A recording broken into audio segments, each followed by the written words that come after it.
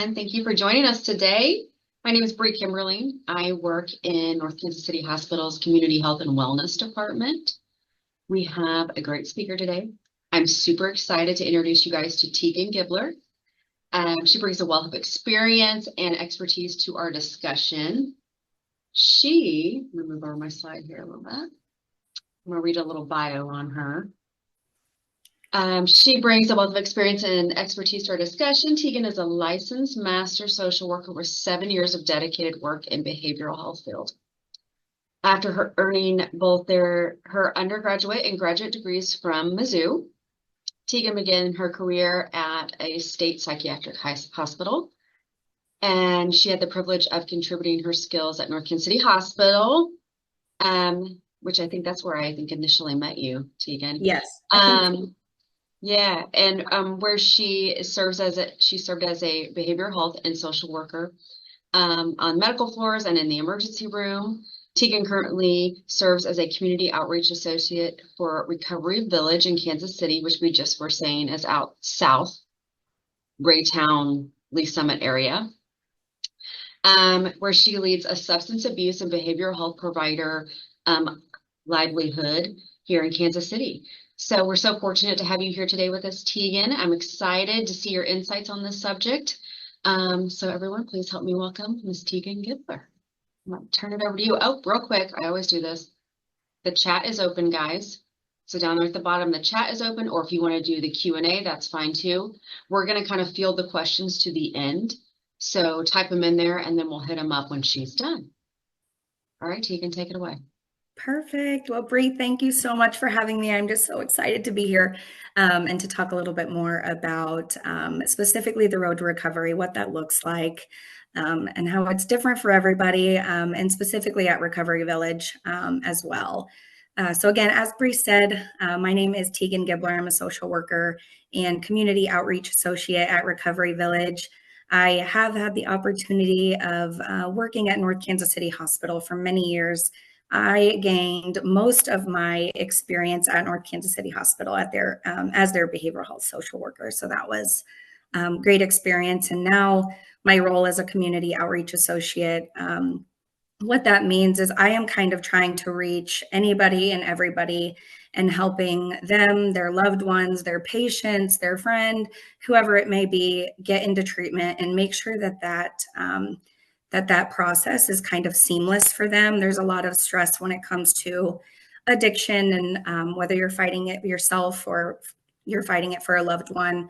And I want to make sure I can be that support. So that has been a wonderful part of my role. And it's just such a privilege to get to do what I do every day. Yeah, next slide. Maybe. Oh, there we go. Just took a little time. Okay, so what is addiction?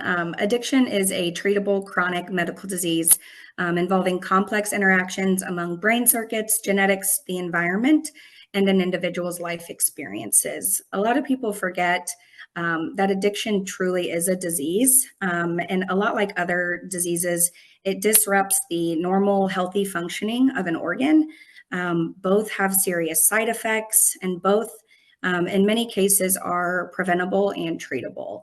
As with other diseases, addiction, there's not one single factor that determines whether a person will become addicted or not.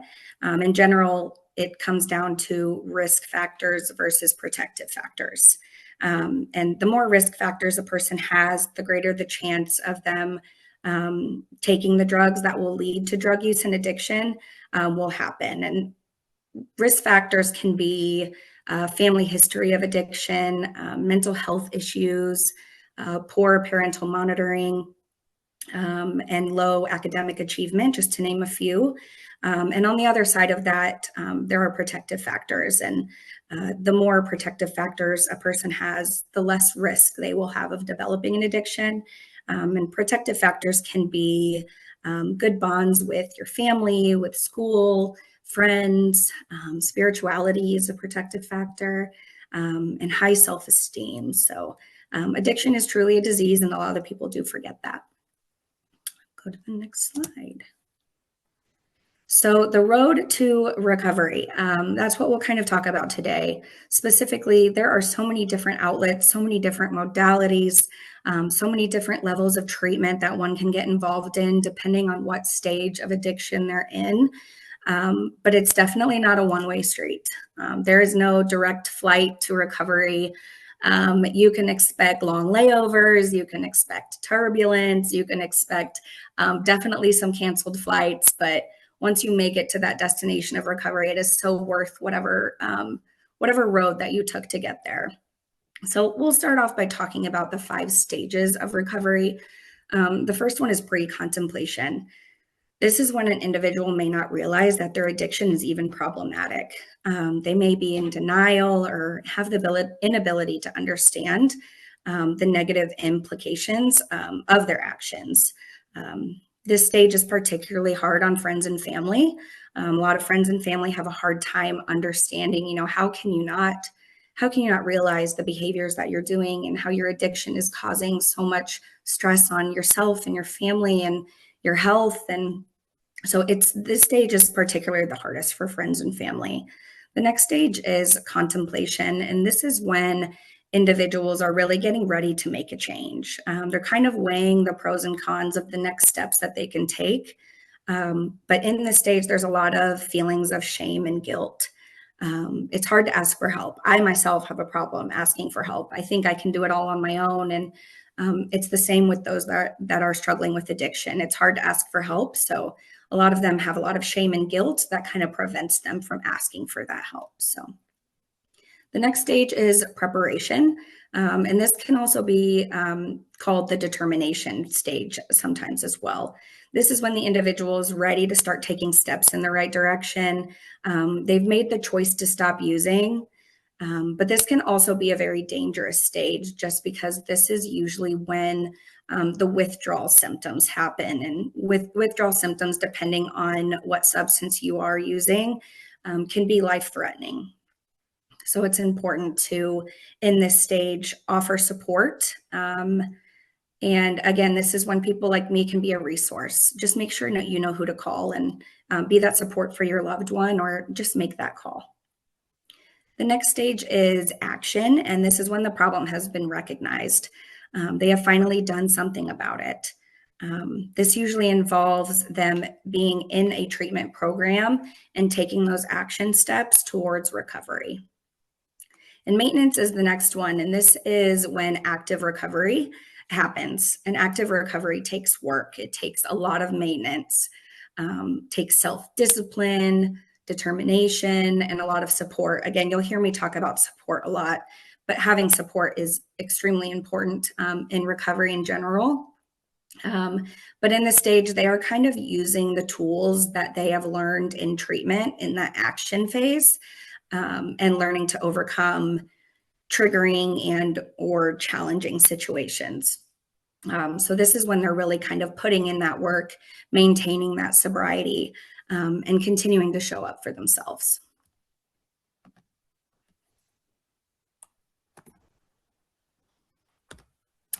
The first level of care that we will talk about is medical detox. And medical detox refers to ridding the body of toxic addictive substances under the supervision of a licensed medical professional team. Again, withdrawal can be life-threatening, and there are medications available that can decrease cravings and that can alleviate withdrawal symptoms. And on the next slide, I'll go into withdrawal symptoms and how dangerous those can be. Medical detox is usually 7 to 10 days long. It kind of depends on the program. Again, each person is individual and their case is different, but usually around 7 to 10 days. Like diabetes, asthma, or arthritis, addiction is a chronic condition that flares up occasionally but can be managed. So like an ER visit for an asthma attack, medical detox for addiction stabilizes an acute flare-up of a chronic disease. So medical detox plays a similar role in addiction that an emergency department would play in managing long-term medical conditions, if that makes sense. Sometimes kind of making that comparison can be a little helpful. Detox alone is not considered addiction treatment, but those who complete it are likely to stay in treatment longer. So that's another benefit of medical detox. So these are just a few of the drugs that usually require medically assisted detox. The first one is alcohol. Withdrawal symptoms associated with alcohol can be elevated body temperature, increased heart rate, high blood pressure, anxiety, tremors, nausea, vomiting, and sometimes seizures. So it's important to be in a medical setting to kind of monitor those. The next one are benzodiazepines, and these are often prescribed for anxiety. And the withdrawal symptoms for benzos are similar to alcohol, but usually also includes agitation and trouble sleeping. Opioids is the next one I'll talk about. Opioids consist of morphine, heroin, codeine, oxycodone, and the withdrawal symptoms for opioids usually consist of cold and clammy skin, muscle aches, anxiety, and nausea and vomiting as well. Stimulants are the next one I will talk about. These are cocaine, methamphetamines, MDMA, just to mention a few. These don't necessarily create life-threatening withdrawal symptoms, but the withdrawal symptoms for stimulants can often mimic severe depression. And with severe depression comes negative thoughts, risk of self-harm. So it is important to still be in a medical setting when you're withdrawing from stimulants as well. The next one is prescription drugs. These can be muscle relaxants, sleeping medications, gabapentin. These are drugs that you are being prescribed, but often they have an addictive component. So it happens a lot that some people do get addicted to them. The withdrawal symptoms for prescription drugs are similar to alcohol and benzos in that they are central nervous system depressants. Last one we'll talk about is synthetic drugs. The most popular one right now, unfortunately, is fentanyl. Bath salts and kratom are also some synthetic drugs. But the withdrawal symptoms for these specifically can differ because little is actually known about the ingredients of these drugs. So that one's a little more difficult, but again, still important to be in a medical setting when withdrawing from synthetic drugs. Residential treatment is the next level of care that I will talk about. It provides intensive addiction treatment while a person resides at a facility. So they are actually living there. They are residing there, hence residential treatment.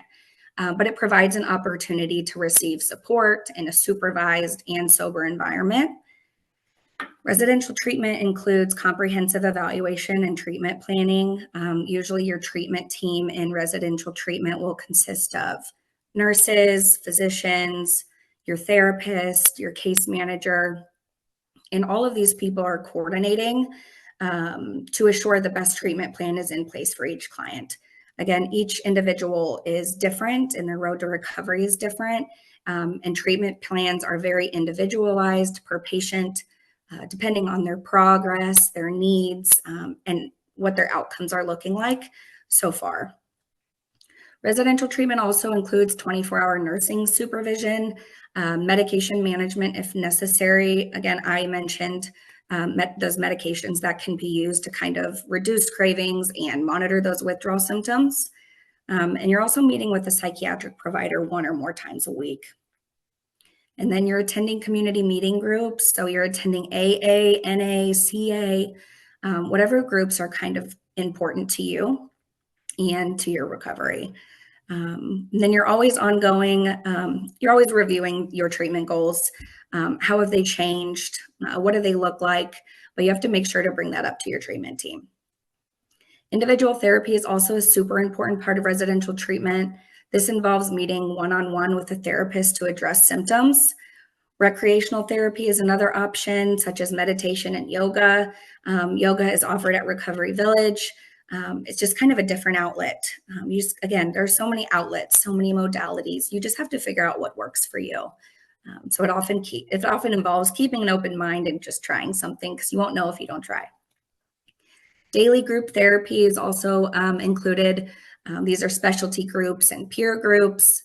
Group therapy kind of uses the knowledge and experience of other group members and a therapist to accomplish your goals. Family therapy is also an option. This allows you to bring your family or close friends into treatment to try and mend relationships, talk about communication, and just understanding. Aftercare and discharge planning, I will go more into detail about aftercare and discharge planning a little bit more later in the presentation, but this is a super necessary component in this level of care. A huge part of my job as a community outreach associate is finding those community partners that we can refer our patients to for aftercare. So I'm always looking for more counselors, psychiatrists, psychologists, primary care. We just want to make sure that we have all of the options available to our patients to make sure we are setting them up with those aftercare opportunities. Some facilities like the Recovery Village of Kansas City offer treatment for co-occurring mental health conditions like depression and anxiety. So this is kind of mental health and substance use kind of come full circle sometimes. So it's important to address both of those. At Recovery Village, we actually do have a residential mental health unit as well. So not only can we address the primary substance use, we can also address the primary mental health as well. But it is a dual diagnosis program, so the substance abuse or mental health is being addressed regardless of what residential setting you're in. Treating both the mental health and substance use disorders is called dual diagnosis treatment and often leads to better outcomes in recovery. So a lot of treatment programs do dual diagnosis treatment and some don't. So it's important to understand, if there's that mental health piece to it as well, make sure you're finding the best residential program to address both of those.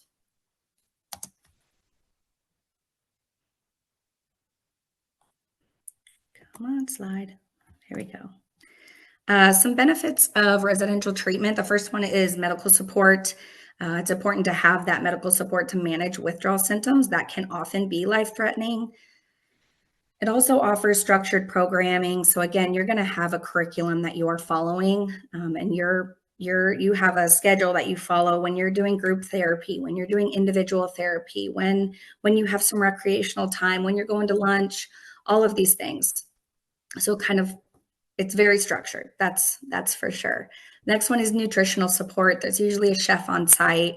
Sometimes there's a diet that you have to follow depending on your withdrawal symptoms and what substance you are using. So it's important to have that nutritional support as well. Forming new healthy habits. This is a huge benefit of residential treatment. Addiction thrives in environments that encourage it. And residential treatment does not encourage addiction for obvious reasons.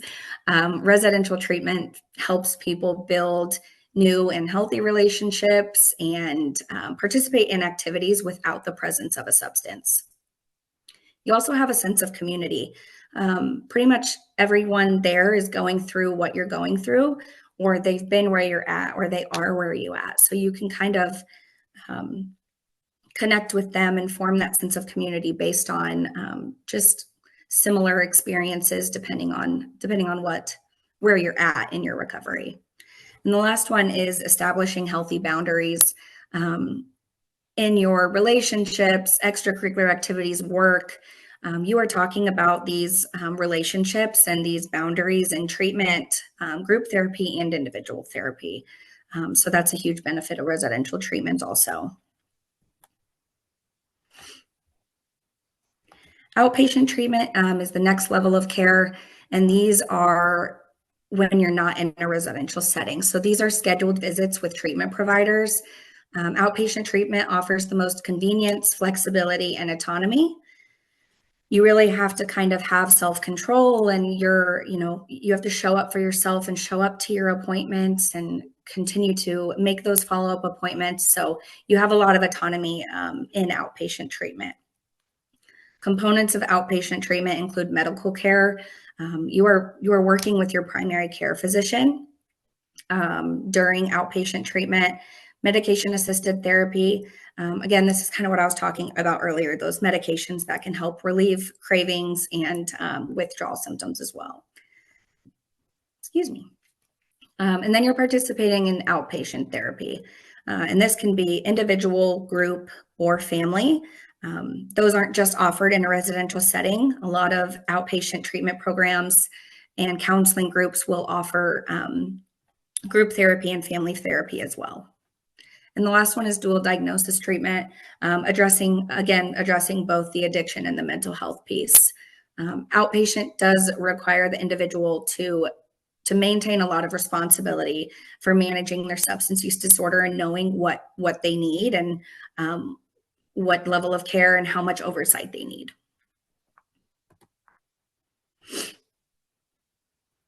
Types of outpatient treatment. The first one is day programs.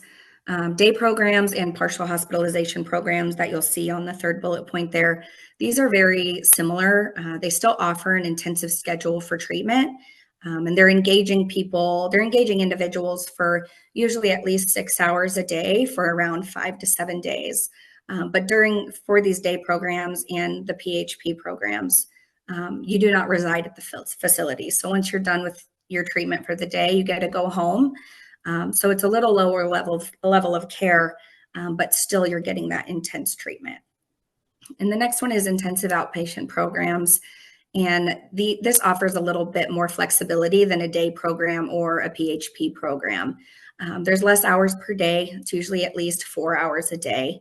And this is good for those who still need intensive treatment, but have to return to school, have to return to work, or have to return to your family. I mean, we have a lot of moms that need to do IOP so that they can return to their family. Benefits of outpatient treatment, again, increased levels of autonomy. There's more flexibility depending on your schedule. You can kind of return to your day-to-day life, and it's lower cost. Aftercare is an extremely important part of recovery, and that this is where the work is really being done. This is where you're following up for yourself and attending your appointments and knowing what level of care you need to be in. This is often when this aftercare starts. The discharge planning for aftercare starts when you're in treatment. You're identifying, triggers, you're identifying what you need once you leave that residential setting in order to kind of foster that still sober environment and healthy relationships and boundaries. Aftercare and sober living programs promote self-efficacy, coping skills, and relapse prevention and long-term recovery. Aftercare involves a proper understanding of the severity of the condition. So just understanding your triggers and who you need during that time. Identification of potential barriers to successful treatment. Are there some relationships that can be a barrier to maintaining your sobriety, your work, your location? Again, addiction kind of thrives in environments that encourage it. So if you're going back to that environment that you first came from, oftentimes that can be triggering and kind of be a barrier to a successful treatment. Outpatient care expectations. So just understanding what level of care that you need. In appointment setting, you're attending your appointments, and then you're following up with your appointments. You're showing up for the appointment that has been scheduled after that. But that's a huge part of aftercare, is still having those appointments set so that you still have that oversight by a therapist. A realistic, sustainable self-management plan. Don't overstress yourself, but just be there for yourself and make sure that you're still managing what you need to do while on top of showing up for yourself at appointments. A protection plan in the event of a recurrence of symptoms, and a regrouping plan in the event of a recurrence of symptoms. So who will you call? Again, the support is important. What support can you call? Can you call your therapist? Do you have a safety plan in check? Just making sure that you have this plan in place. If you do relapse or have thoughts of relapse, just knowing who you can call and coming up with that regrouping plan.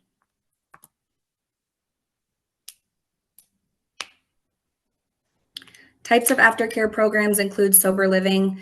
So these are going to be like houses where individuals who are also in recovery themselves are living at. But it is a sober environment. There's usually a house manager that's in recovery themselves that kind of manages the house and makes sure everybody's still following by the rules and maintaining sobriety while in the sober living program. Another type of aftercare program are alumni programs.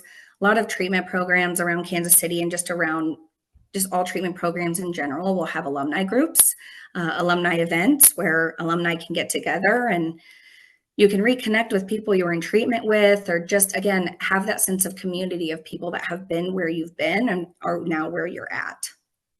Support groups are another one. These are like AA, NA, CA, for families that have a loved one struggling with addiction. Al-Anon is a wonderful support group. Ongoing therapy, just maintaining that treatment. There's always going to be new triggers. There's always going to be new situations that arise. So knowing that you have someone that you can kind of game plan that with and figure out how to overcome those. Case management is also a type of aftercare program. Case management is used for an extra accountability piece. They can hold you accountable to getting to your appointments on time, making those follow-up appointments, getting you to your follow-up appointments if transportation is an issue. Outpatient case management is a wonderful aftercare program for situations like that. And how to support a loved one. Again, this can be really hard, but remember to take care of yourself. You can't care for someone else if you're not taking care of yourself. And remembering addiction is a disease. It's easy to forget, and sometimes it can be hard to understand exactly what they're going through and how they are not understanding how this cycle is affecting themselves and their family. But do remember that addiction is a disease. And take the time to learn. Go to those Al-Anon groups and just learn about others struggling, learn about addiction itself, learn how to best support your loved one, and give support without enabling. You can still be there for them, but don't hold their hand every way through every step of the process. Make sure that they're having accountability for themselves and making those appointments, and just give them the support, but they have to do the work. They have to put in the work. And understand it's a lifelong process. As I talked about earlier, there's not a direct flight to recovery. It's a lifelong process. There are many different avenues to get there. There may be situations where you relapse and get pulled back a little bit, but you made it this far one time, you can make it that far again. So again, understand it is a lifelong process, and just have patience with them. And if you need help finding placement, I am here for anybody that needs it. My number and my email are there. But if it's not at Recovery Village, I want to make sure that we're getting you somewhere.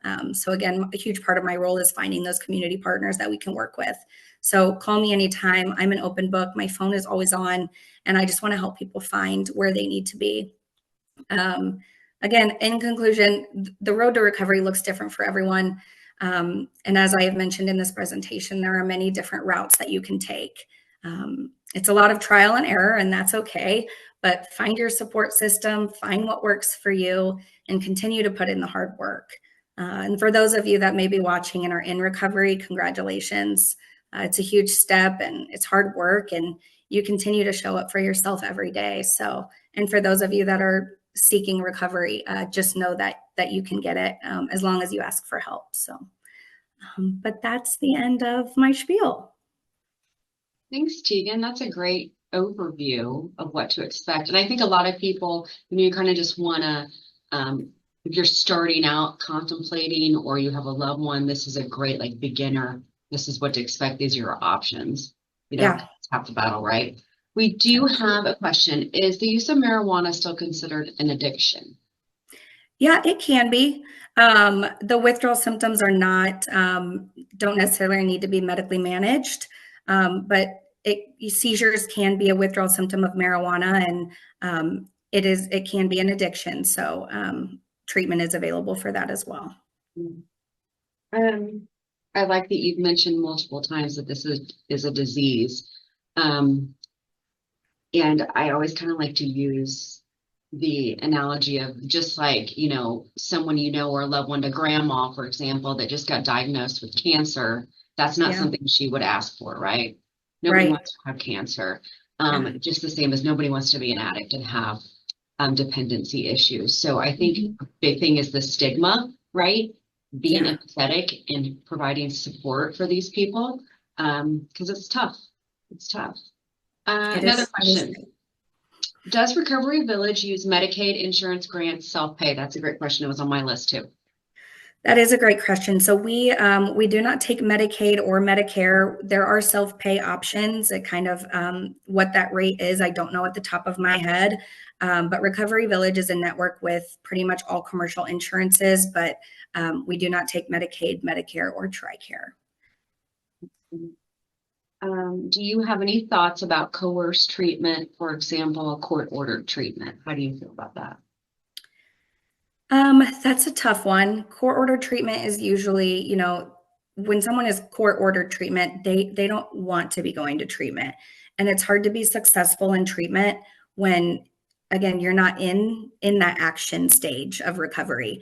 So when treatment is court ordered, the success rate, I will say, is probably much lower because they don't necessarily identify that they have a problem. They've just had some issues with the law, but again, they're not in that action phase, and they're not identifying that those are issues. So I do feel that court order treatment, I think it's very important. I think it's at least a step in the right direction. But if you're not willing to engage in the treatment, it's going to be hard to succeed. What's the average amount of time someone may have to start this process and maybe have a recurrence or a relapse? So again, it's different per person. I mean, some people can go to treatment one time and then they can maintain that recovery, but that's usually not the case. But someone's in treatment for at least 30 to 45 days, and then that aftercare is put into place. Without that aftercare piece, they've learned the tools in residential treatment, but then they're not able to learn new tools, because once you're outside of residential treatment and you're back in that environment where maybe you first developed your addiction, it's going to be hard to overcome that. So yeah. I could see going right back into that environment that you were in. Yeah, and there's not a timeline for when relapse happens, but if you're not identifying those triggers outside of residential treatment and learning how to overcome them, the chance of relapse is much higher. So, yeah. Good stuff. Thank you, Teagan. Absolutely. Anybody else have any questions? Is there one more time? I did want to throw out that Meritas Health also provides medication-assisted treatment. We do that specifically at our Meritas Health Smithville office. There's some providers there that will do that medication treatment in combination with counseling or behavioral treatment, and specific Suboxone treatment as well. So the phone number there is 816-691-5340, 691-5340. And they recommend that you call and ask to speak directly to the nurse, because then your chances of getting in sooner and getting those questions answered is going to be more timely than going through a call center. So like Teagan said, whether it's with Recovery Village, it's at Meritas, there's a lot of options out there in taking this first step. I congratulate you by being here, because that's huge, or watching this video. So and we can find, there's Teagan's info up on the screen, so you can email her or call that number. We're also going to send this out via email, and we can include that information there as well. So Teagan, thanks so much. Thank you. I appreciate it. Hopefully I didn't talk too fast. No, I think you did great. You did great. All right. Well, thank you so much for having me and letting me do this. All right, guys. Well, thanks for joining us. Don't forget, we have a lot of more content on our YouTube channel. There's a vast library of information there of other health-related videos. Also, just how you registered for this class at northkansascityhospital.org. We have a lot of other events and educational offerings coming up, so please go there and check out our classes and events page. And I hope you guys have a great day. Thank you. Bye-bye. Bye.